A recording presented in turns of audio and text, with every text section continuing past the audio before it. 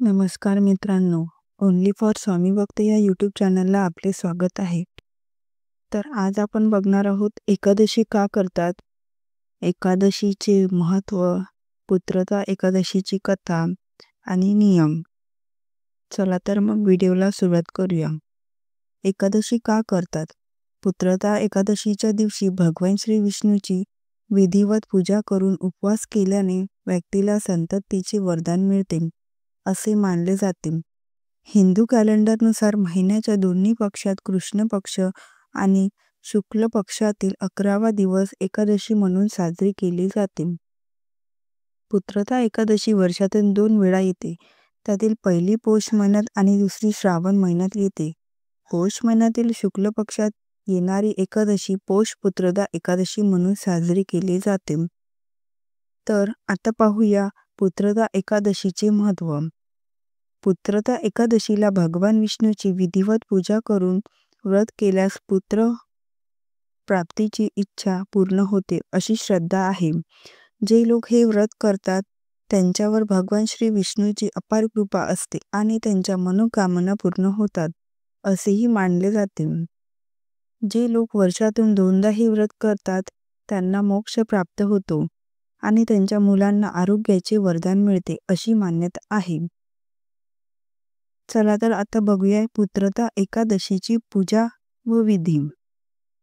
एकादशीच्या व्रताने नियम दशमीच्या तिथीपासून लागू होतात. त्यामुळे दशमीच्या दिवशीही कांदा लसूण खाऊ नये. द्वादशीला उपवास सोडावा. तुम्हाला एकादशीचे व्रत करायचे असेल तर दशमीच्या दिवशी सूर्यास्तापूर्वी भोजन करावे.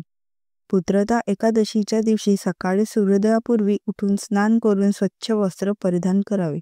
या दिवशी गंगेत स्नान करण्याचा नियम आहे.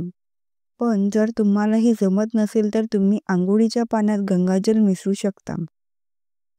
स्नानानंतर भगवान श्री विष्णू विधिवत पूजा करा. पंचोपचार विधीने भगवान श्री विष्णूची पूजा करून त्यांना धूप दीप फुले अक्षता रोलिंग फुलांच्या माळा आणि नैवेद्य अर्पण करा आणि व्रताचा संकल्प घ्या. पूजेनंतर पुत्रदा एकादशी व्रताची कथा आणि दिवसभर उपवास ठेवा. रात्री फळे खावीत आणि द्वादशीच्या दिवशी स्नान करून ब्राह्मणांना खाऊ घालावे आणि स्वतः सेवन करावे. पुत्रदा एकादशीचे नियम.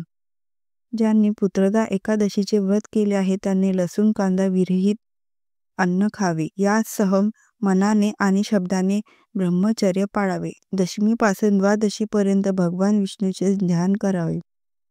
व्यक्तीने एखाद्या दिवशी उपवास केला नाही त्यांनी एकादशीच्या दिवशी तामसिक अन्न देखील वर्ज्य करावे.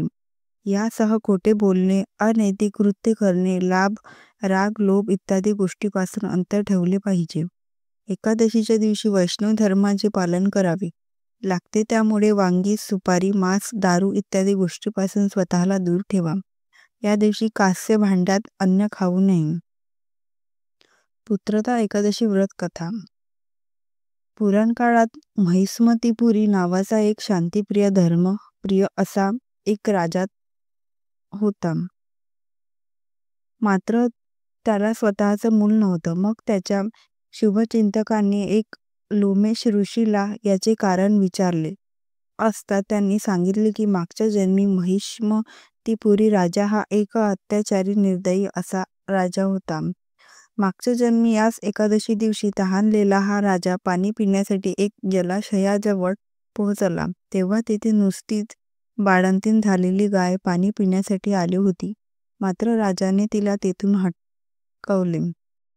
त्यांच्या त्या दुष्कर्मामुळे तो या जन्मी पिता बनू शकणार नाही. त्यामुळे जर त्याला या शापापासून मुक्त करायचे असेल तर तुम्हाला हे व्रत करावे लागेल आणि त्याचे पुण्य तुमच्या राजाला घ्यावे लागेल. तरच त्यांनी संतती प्राप्ती होईल. या ऋषीमुनींच्या निर्देशानुसार प्रजासह राजाने सुद्धा हे व्रत केले. त्यानंतर काही काळानंतर राणीने एक गोंडस बाळाला जन्म दिला. तेव्हापासून एकादशीला श्रावण पुत्रदा एकादशीचे व्रत केले जाते. तर अशी पुत्रदा एकादशीची कथा होती. जर मित्रांनो तुम्हाला व्हिडिओ आवडला असेल किंवा आणखी असेच काही नवीन व्हिडिओ बघायचे असेल तर चॅनलला लाईक, शेअर आणि सबस्क्राईब करायला विसरू नका.